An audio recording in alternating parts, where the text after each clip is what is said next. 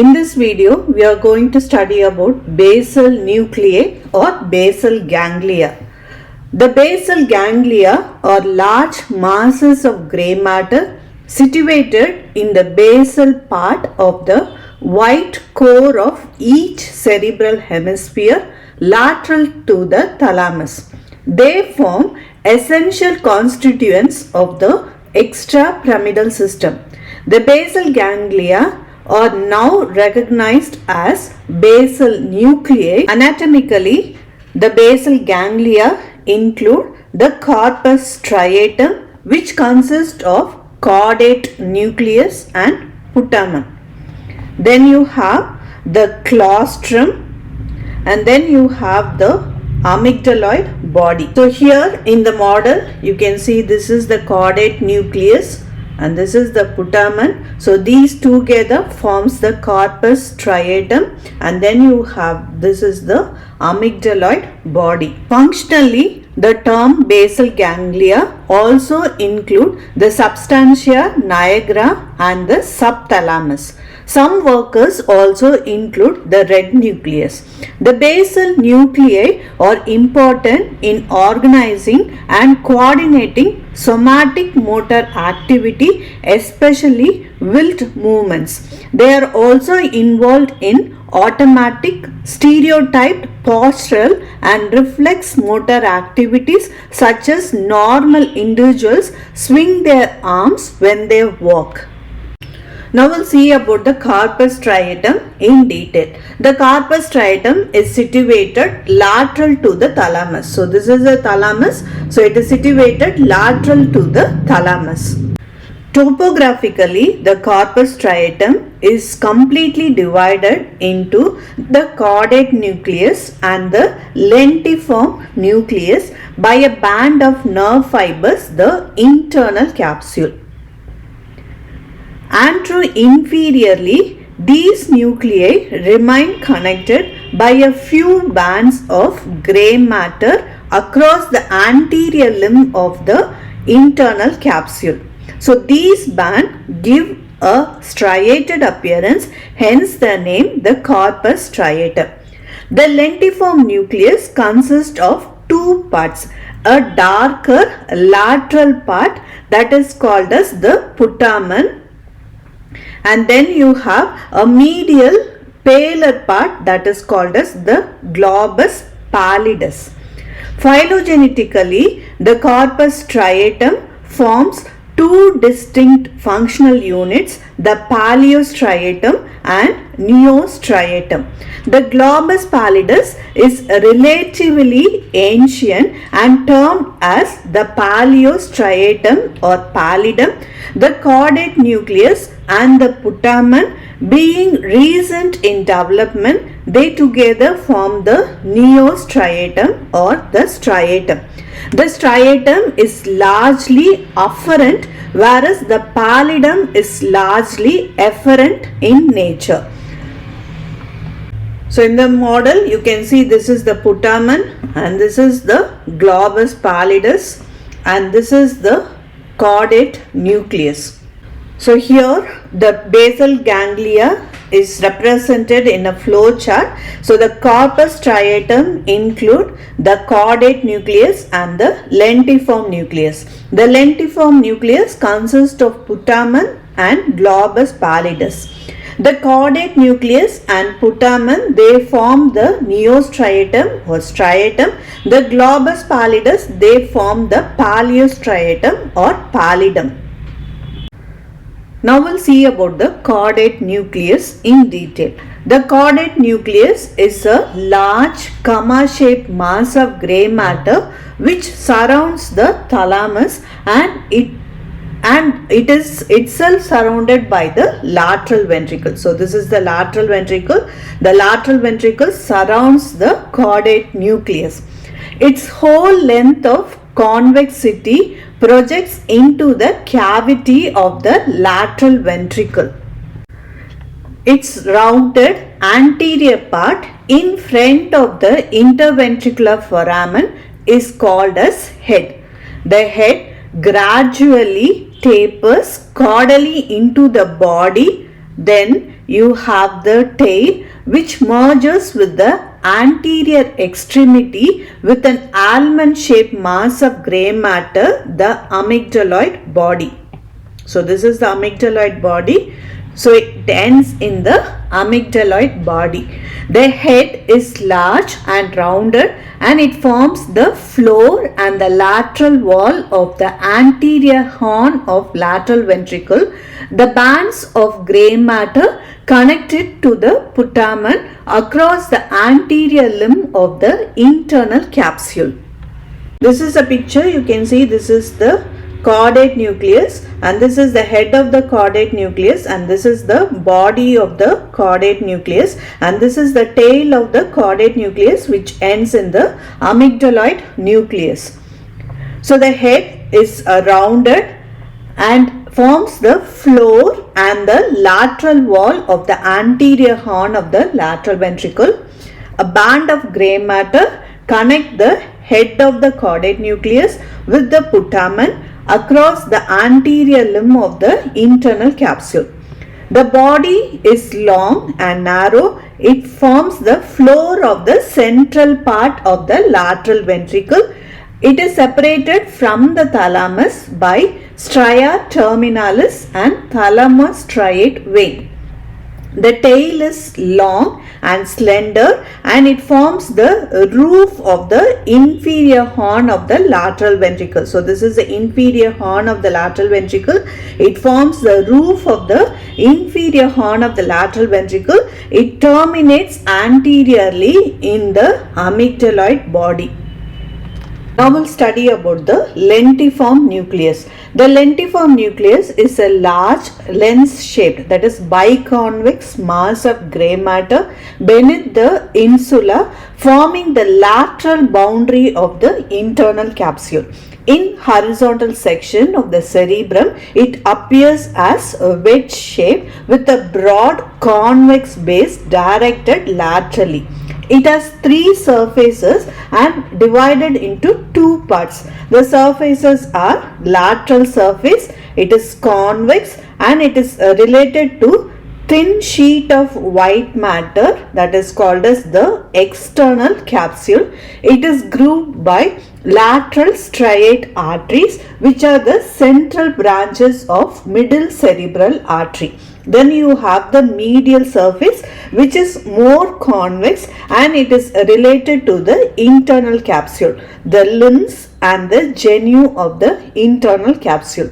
In transverse section, the medial surface is angulated at the genu.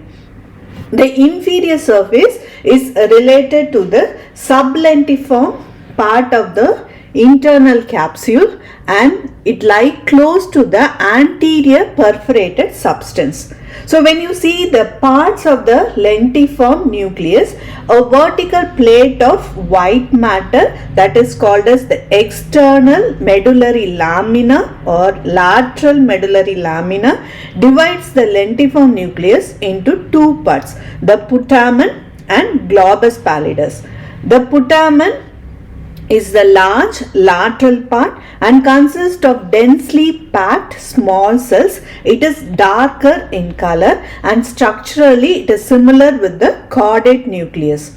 Then you have the globus pallidus. It is the smaller medial part. It is lighter in color and consists of large cells, that is motor cells. It is also known as pallidum as it appears pale in section. The globus pallidus is further subdivided by an internal medullary lamina or medial medullary lamina of white matter into an outer segment and inner segment.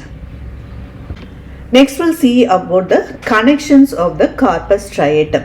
The corpus striatum, which includes the caudate nucleus and the putamen, is the receptive part, while the globus pallidus is the efferent part of the corpus striatum.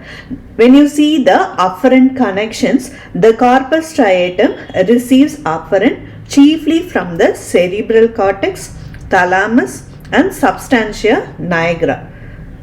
The corticostriate fibers arise from the wide area of the ipsilateral cerebral cortex, and it reaches the striatum through both internal and external capsule. The thalamostriate fibers arises from the mediodorsal, intralaminar and midline nuclei of the thalamus. The majority of these fibers end in the caudate nucleus, and the remaining passes through the internal capsule to reach the putamen. The nigrostriate fibers arises from the substantia nigra, and they ascend up to terminate in the corpus striatum, mainly in the putamen and caudate nucleus. The nigrostriate fibers, they carry dopamine synthesized by the nerve cells of the substantia nigra to the striatum. It is believed that these fibers have an inhibitory effect on the corpus striatum. When you see the efferent connection, most of the output of the striatum goes to the globus pallidus. Some efferent also goes to the substantia nigra. The globus pallidus is the main efferent component of the corpus striatum. The outflow from the globus pallidus goes mainly to the thalamus. So it goes mainly to the thalamus. From the globus pallidus, the fibers to the thalamus are carried by two fasciculae. One is the ansa lenticularis, which loops around the posterior limb of the internal capsule. The other one is the fasciculus lenticularis, traversing the internal capsule. These fasciculae enter the region between the red nucleus and the thalamus, where they unite with the dentato-rubrothalamic fibers to form the thalamic fasciculus, which ends in the ventrolateral and ventroanterior nuclei of the thalamus, which in turn project to the motor and premotor areas of the cerebral cortex.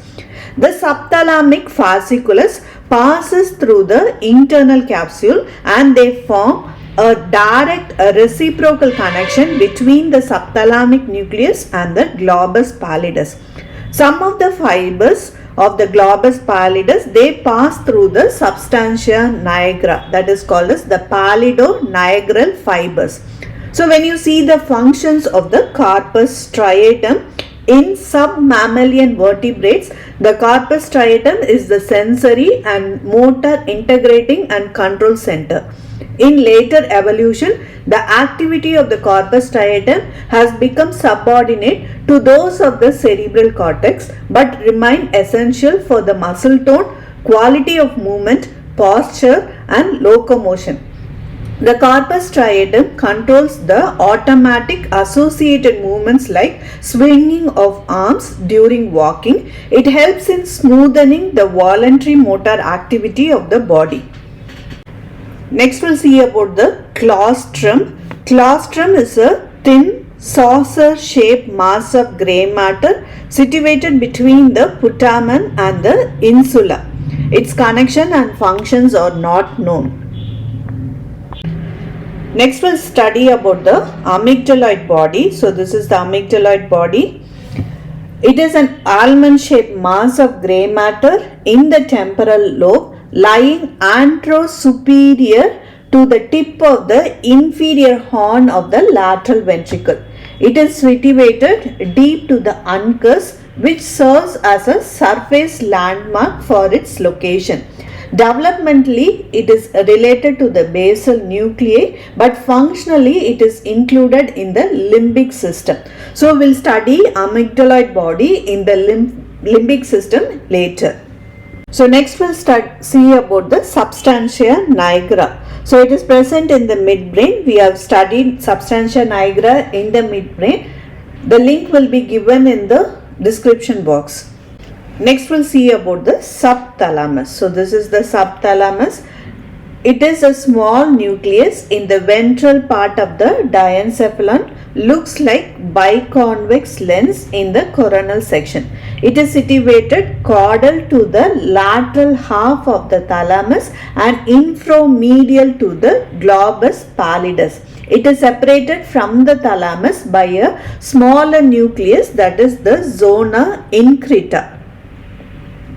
The subthalamic nucleus and the globus pallidus are interconnected by the subthalamic fasciculus, which traverses the internal capsule. So here if you see, this is the thalamus and this is the internal capsule, and this is the paler area, that is the globus pallidus, and this one is the putamen, and here you can see the external capsule. Next we'll see about the functions of the basal nuclei. It is concerned with planning and programming of voluntary movements. It determines how rapidly a movement is to be performed and how large the movement must be. It decreases the muscle tone and inhibits unwanted muscular activity. It regulates the muscle tone and thus helps in smoothing the voluntary motor activities of the body. It controls automatic associated movements like swinging of arms during walking. It controls group of movements for emotional expression. It also controls the reflex muscular activity. Now we'll see about the neural circuitry involved in functioning of the basal nuclei. The corpus striatum receives information from three major sources: the cerebral cortex, thalamus and the substantia nigra. The striatum projects to the globus pallidus and the substantia nigra. The globus pallidus is the outflow nucleus of the striatum, project to the thalamus and the subthalamic nucleus. The substantia nigra also project to the thalamus. The thalamus project to the cerebral cortex. This information is integrated within the corpus striatum and the outflow passes back to the above area. This circular pathway functions as the activity of the basal ganglia is initiated by the information received from the cerebral cortex, thalamus, substantia nigra and the red nucleus. The outflow from the basal ganglia is channeled through the globus pallidus, which then influences the activity of the motor area of the cerebral cortex. The motor cortex then controls the motor activities through the corticospinal and corticonuclear fibers. Thus, basal ganglia can control the muscular movement by influencing the cerebral cortex rather than through the direct descending pathways to the brainstem and the spinal cord. Next we'll see about the clinical correlation. Lesions of the basal ganglia result in various forms of unwanted involuntary movements and disturbance in muscle tone. These disorders include Parkinsonism, chorea, athetosis and balismus. First we'll see about the Parkinsonism. So this is also known as Parkinson's disease or paralysis agitans. It is a common neurodegenerative disorder, second only to the Alzheimer's disease. This disease usually occurs after 50 years of age due to the deficiency of the neurotransmitter dopamine in the corpus striatum following a lesion in the substantia nigra or its projection, the nigrostriate fibers. The dopamine is synthesized in the melanin containing pigment cells of the substantia nigra and transported to the corpus striatum through the nigrostriate fibers. Dopamine causes inhibition of the cells within the corpus striatum. The neurological changes in the Parkinsonism appears to be a release phenomenon due to the lack of inhibitory influences following dopamine deficiency. So what are the characteristic features of the Parkinsonism? First you have the resting tremors, that is a slight shaking of the hands when person is not performing a task. The tremors are diminished with the movement and exaggerated by emotional excitation.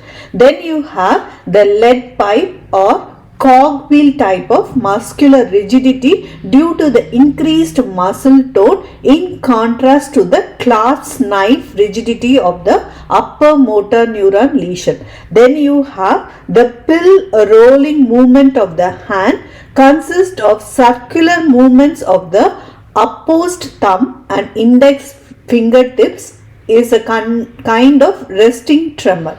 Then you have the mask-like face or loss of facial expression due to the lack of control of group of muscles of movements for emotional expression. Then you have stiff and shuffling gait due to the rigidity of the joint. Then you have stooped posture. The stance of the patient is affected by rigidity. The back is flexed, the arms are adducted and flexed, and the knees are bent. Then you have bradykinesia, general slowing down of movements and absence of associated movements such as arm swinging during walking, difficulty in getting up from the chair, micrographia, etc. To summarize, the Parkinson's disease is characterized by triad of symptoms, that is tremor, rigidity and akinesia. The treatment is the administration of L-dopa, a precursor of dopamine, or by placing small lesion in the globus pallidus and thalamus to diminish the cortical effects of abnormal discharge from the corpus striatum, or by the striatal implants of dopamine containing neurons of the fetal origin. Next we'll see about the chorea. This is characterized by quick, jerky, irregular, purposeless, involuntary movement which involves primarily the tongue, face and limbs. Swift grimaces and sudden movements of the head and limb are good examples. The chorea is of two types, the Sydenham chorea and Huntington chorea. Then you have the athetosis. This consists of slow, sinus, rhythmic movement called the athetoid movements that commonly involve distal segments of the limbs, that is, the movement occur more in the muscles of the fingers and the toes than in the proximal muscles of the limbs. The athetosis results due to the lesion in the neostriatum and the globus pallidus, breaking the neural circuitry involving the basal nuclei and the cerebral cortex. Next we'll see about the balismus. It usually results due to vascular lesion of subthalamic nucleus where normal smooth muscles of different parts of the body are integrated. The balismus is characterized by violent burst of irregular movements in the trunk, girdles and proximal extremities. It usually involves the proximal musculature of opposite extremity. The limb suddenly flies about in all directions out of control, that is contralateral flinging or ballistic movements of one or both extremities. The disease may be restricted to one limb, that is monobalismus, but usually involves the upper and the lower limbs on the contralateral side of the lesion, that is the hemibalismus. So this is because the subthalamic nucleus of one side project mainly to the ipsilateral cortex through the globus pallidus and the thalamus.